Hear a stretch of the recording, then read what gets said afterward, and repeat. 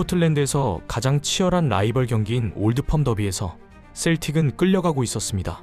스코어는 0대1로 셀틱의 분위기는 레인저스 쪽으로 완전히 기울었고 홈 관중들은 침묵에 잠겼습니다. 그러나 바로 그 순간 셀틱의 유일한 한국인 선수 양현준이 흐름을 단번에 뒤집어 버렸는데요. 전반 23분에 셀틱파크 6만 관중이 참고 있던 함성을 한꺼번에 폭발시켰습니다. 스코틀랜드 리그 최종 우승이 걸린 이번 시즌 가장 중요했던 올드펌 더비에서 양현준이 주인공이 되는 순간이었죠. 그 자세한 소식을 진심TV가 전해드리겠습니다. 스코틀랜드에서 가장 큰 도시인 글래스고, 이 글래스고를 연고로 하는 두 개의 명문팀이 바로 셀틱과 레인저스인데요. 같은 연고지를 가진 두 팀의 라이벌 관계는 엄청나게 치열할 수밖에 없습니다. 런던을 연고지로 삼는 토트넘과 아스날이 불구대천의 원수 사이처럼 서로를 물고 뜯으며 세계에서 가장 치열한 라이벌 관계로 꼽히듯이 글래스고를 두고 셀틱과 레인저스 역시 매우 유서 깊은 라이벌 관계를 자랑하죠. 1887년부터 무려 140년 동안 이어진 이 올드펌 더비는 그 유명한 북런던 더비보다 어떤 면에서는 더욱더 험악합니다.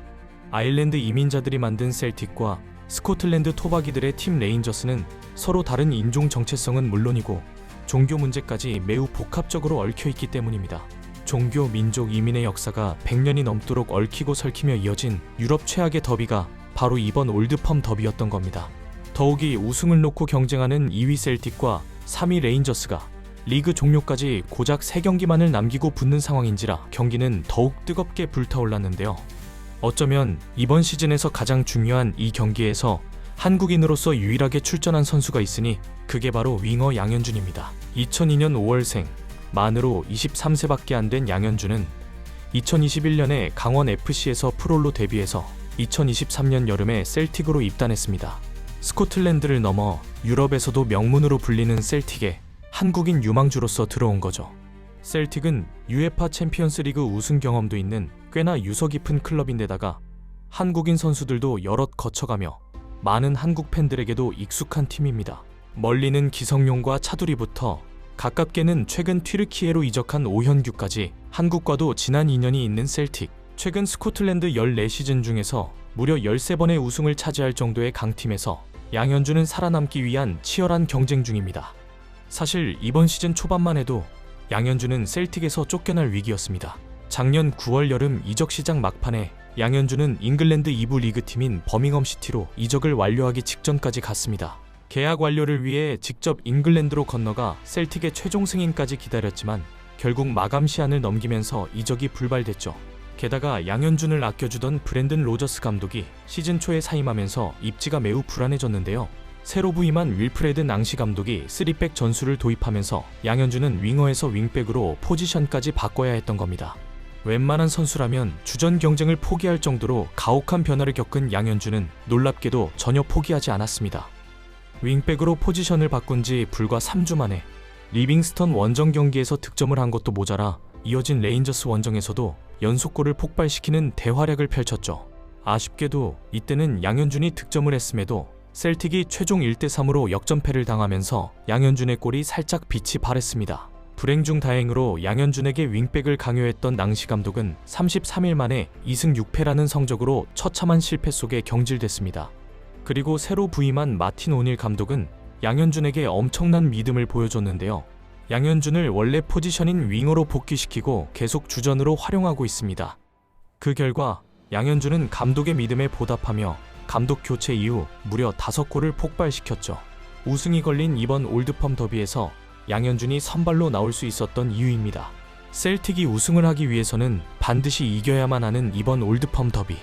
리그 선두인 하츠가 전날 머더웰과의 경기에서 1대1로 무승부를 거두며 승점을 잃었기 때문에 셀틱이 이기면 하츠와의 격차를 한 점 차로 좁힐 수 있는 상황이었기 때문입니다. 그러나 경기는 시작부터 쉽지 않았습니다. 경기 시작 휘슬이 울린 지 단 9분 만에 레인저스에게 선제골을 허용한 겁니다. 공교롭게도 선제골의 주인공은 양현준의 대표팀 선배인 손흥민의 친정팀 토트넘에서 임대를 온 마이키 무어였죠.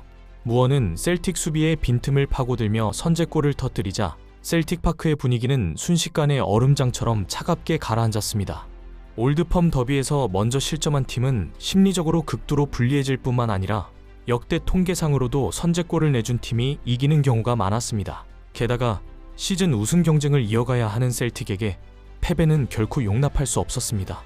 분위기가 완전히 레인저스로 넘어가는 듯 위태롭게 이어지던 경기. 전반 23분에 양현준이 나섰습니다.